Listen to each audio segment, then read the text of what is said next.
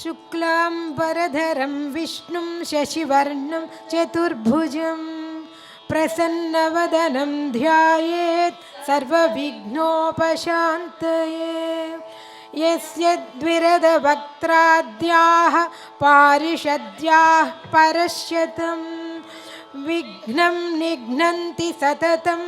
विश्वक्सेनं तमाश्रये।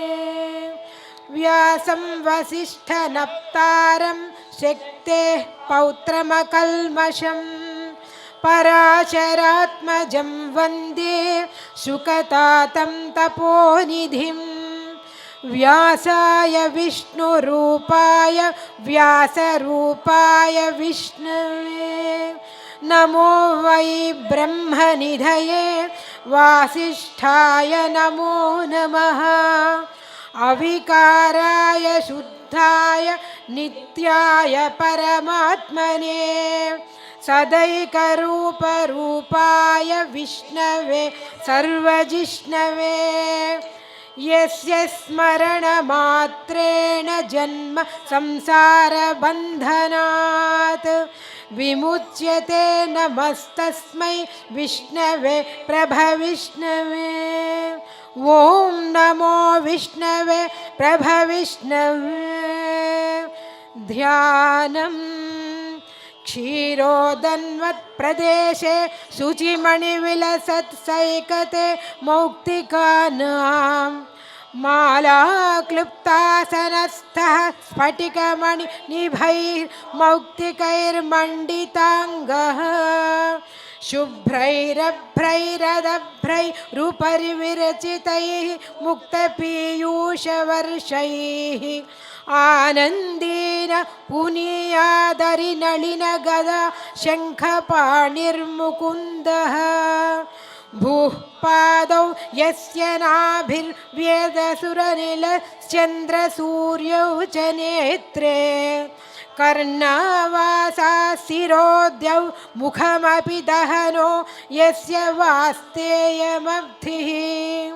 अन्तस्थं यस्य विश्वं सुरनरखगो भोगि गन्धर्वदैत्यैः चित्रं रम्यते तं त्रिभुवनवपुषं विष्णुमीशं नमामि। शान्ताकारं भुजगशयनं पद्मनाभं सुरेशं विश्वाकारं गगनसदृशं मेघवर्णं शुभांगं लक्ष्मीकान्तं कमलनयनं योगिहृद्ध्यानगम्यं वन्दे विष्णुं भवभयहरं सर्वलोकैकनाथम्। मेघश्यामं पीतकौशेयवासं श्रीवत्साङ्कं कौस्तुभोद्भासिताङ्गं पुण्योपेतं पुण्डरीकायताक्षं विष्णुं वन्दे सर्वलोकैकनाथम्। नमः समस्तभूतानाम् आदिभूताय भूभृते अनेकरूपरूपाय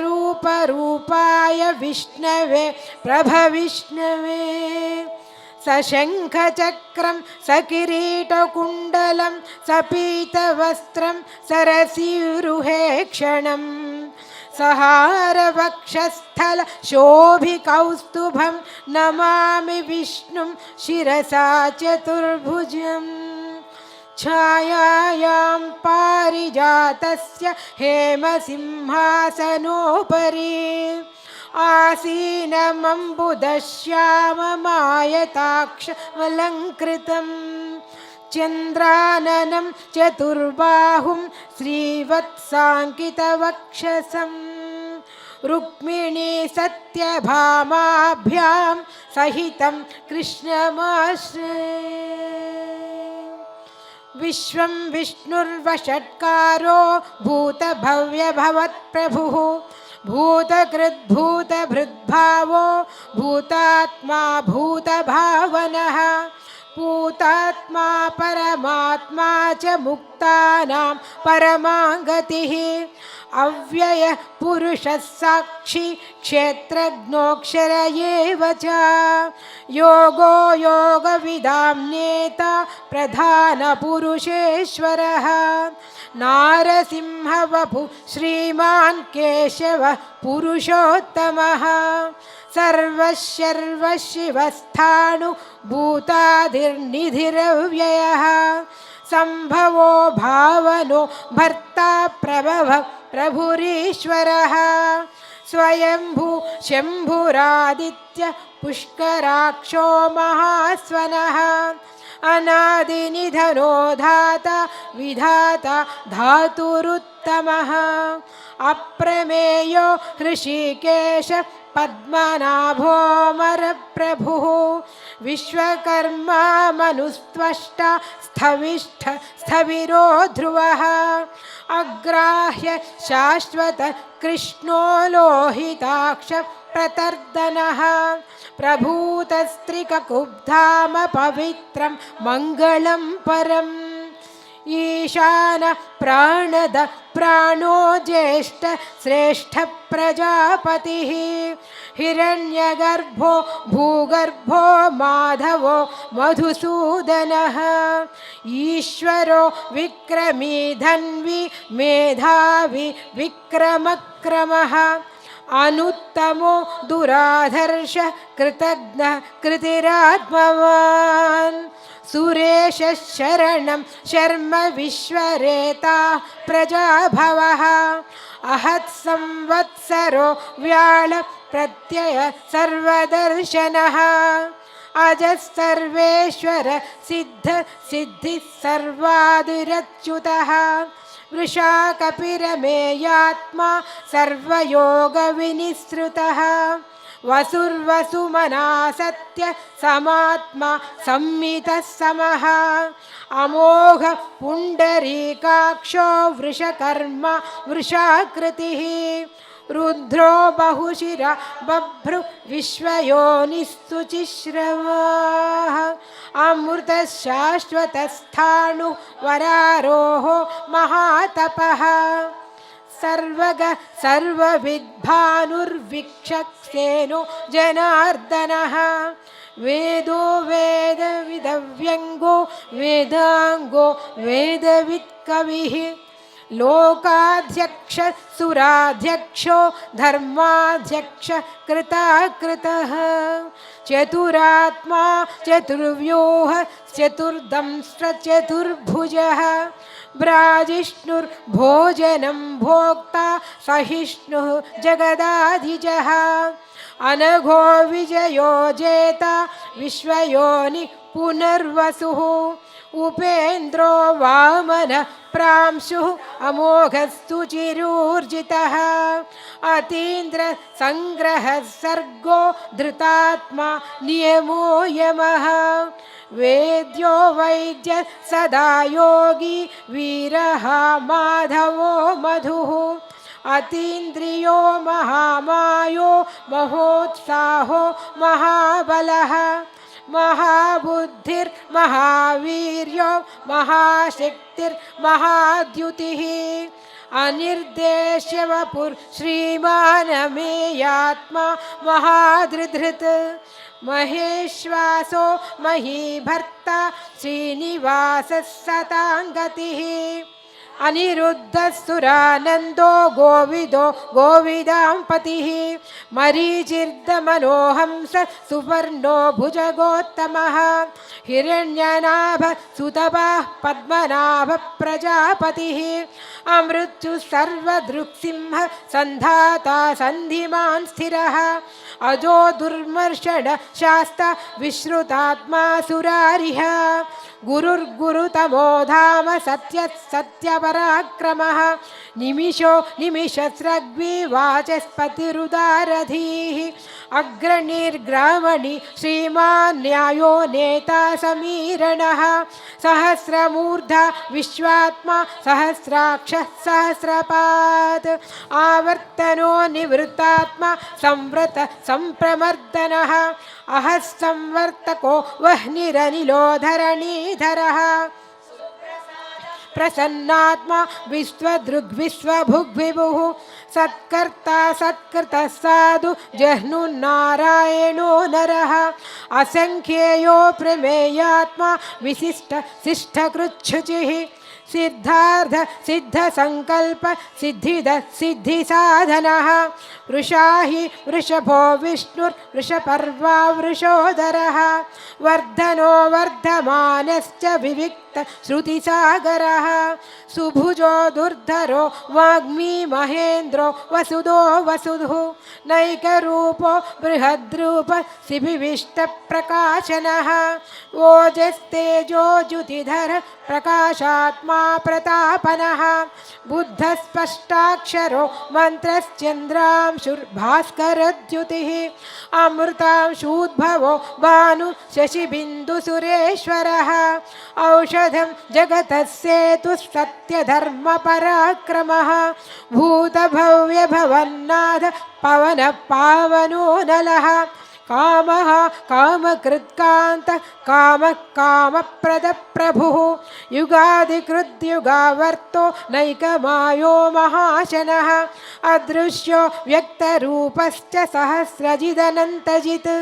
इष्टो विशिष्टशिष्टेष्ट शिखण्डी नहुषो वृषः क्रोधः क्रोधकृत्कर्ता विश्वबाहुर्महीधरः अच्युतप्रीतप्राणप्राणदो वासवानुजः अपान्निधिरधिष्ठानमप्रमत्तप्रतिष्ठितः स्कन्दस्कन्दधरो धुर्यो वरदो वायुवाहनः वासुदेवो बृहद्भानुरादिदेव पुरन्दरः अशोकस्तारणस्तार शूरः शौरिजनेश्वरः अनुकूलस्य तावर्त पद्मी पद्मनिभेक्षणः पद्मनाभोरविन्दाक्ष पद्मगर्भशरीरभृत् महर्धिरुद्धो वृद्धात्मा महाक्षो गरुडध्वजः अतुलशरभो भीम समयज्ञो हविर्हरिः सर्वलक्षणलक्षण्यो लक्ष्मीवान् समितिञ्जयः विक्षरो रोहितो मार्गो हेतुर्दामोदरः सहः महीधरो महाभागो वेगवानमिताशनः उद्भवक्षोभणो देव श्रीगर्भः परमेश्वरः करणं कारणं कर्ता विकर्ता गहनो गुहः व्यवसायो व्यवस्थान संस्थानस्थानदो ध्रुवः परर्धि परमस्पष्ट तुष्ट पुष्टशुभेक्षणः रामो विरामो विरजो मार्गो नेयो नयो नयः वीरशक्तिमता श्रेष्ठो धर्मो धर्म विदुत्तमः वैकुंठ पुरुष प्राण प्राणद प्रणव पृथुः हिरण्यगर्भो श्रियतृघ्नो व्याप्तो वायुरथोक्षजः ऋतुस्सुदर्शन काल परमेष्ठी परिग्रहः उग्र संवत्सरो दक्षो विश्रामो विश्वदक्षिणः विस्तारस्थावरस्थाणु प्रमाणं बीजमव्ययम् अर्धोनर्धो महाकोशो महाभोगो महाधनः अनिर्विण्णस्थविष्ठो भूधर्मयूपो महामखः नक्षत्ररेमिर्नक्षत्री क्षमः क्षामः समीहनः यज्ञयुजो महेजश्च क्रतुस्सत्रं सताङ्गतिः सर्वदर्शी विमुक्तात्मा सर्वज्ञो ज्ञानमुत्तमं सुव्रत सुमुख सूक्ष्म सुघोष सुखदः रसृत् मनोहरो जितक्रोधो वीरबाहुर्विदारणः स्वापन स्ववशो व्यापी नैकात्मा नैककर्मकृत्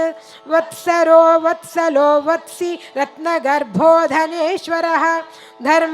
धर्मकृद्धर्मी सदसक्षरमक्षरम् अविज्ञाता सहस्रांशु विदाता कृतलक्षणः गाभस्तिनेमि सत्त्वस्थ सिंहो भूतमहेश्वरः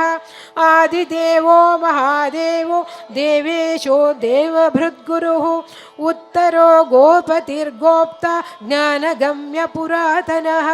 शरीरभूतभृद्भोक्ता कपीन्द्रो भूरि दक्षिणः सोमोपोऽमृतवः सोम पुरिजुत्पुरुषत्तमः विनयो जय सत्यसन्धो दाशार सात्वतां पतिः जीवो विनयिता साक्षी मुकुन्दोमितविक्रमः अम्भोनिधिरनन्तात्मा महोदधिशयोऽन्तकः अजो महारस्वाभाव्यो जितामित्रप्रमोदनः आनन्दो नन्दनो नन्द सत्यधर्मा त्रिविक्रमः महर्षि कपिलाचार्य कृतज्ञो मेदिनीपतिः त्रिपदस्त्रिदशाध्यक्ष महाशृङ्गकृताङ्कृत महावराहो गोविन्दो सुषेणकनकाङ्गदी गुह्यो गभीरो गहनो गुप्तश्चक्रगदाधरः वेदास्वाङ्गो जितकृष्णो दृढसङ्कर्षणोच्युतः वरुणो वारुणो वृक्ष पुष्कराक्षो महामनाः भगवान् भगः नन्दी वनमाली हलायुधः आदित्यो ज्योतिरादित्य सहिष्णुर्गतिसत्तमः सुधन्वा खण्डपरशुर्दारुणो द्रविणप्रदः दिवि सर्वदृग्व्यासो वाचस्पतिरयोनिजः त्रिसाम सामगः सामनिर्वाणं भेषजं भिषक् सन्न्यासकृच्छमशान्तो निष्ठाशान्तिपरायणं शुभाङ्गशान्तिद स्रष्टा कुमुद कुवलेशयः गोहितो गोपतिर्गोप्ता वृषभाक्षो वृषप्रियः अनिवर्ती निवृत्तात्मा संक्षेप्ताक्षेमकृच्छिवः श्रीवत्सवक्ष श्रीवास श्रीपति श्रीमतांवरः श्रीधश्रीश श्रीनिवास श्रीनिधि श्रीविभावनः श्रीधर श्रीकर श्रेय श्रीमान् लोकत्रयाश्रयः स्वक्षस्वङ्गश्चतानन्दो नन्दिर्ज्योतिर्गणेश्वरः विजितात्मा विधेयात्मा सत्कीर्तिश्छिन्न संशयः उदीर्न सर्वतश्चक्षुरनीश शाश्वतस्थिरः भूषयो भूषणो भूतिविशोकशोकनाशनः अर्चिष्मानर्चित कुम्भो विशुद्धात्मा विशोधनः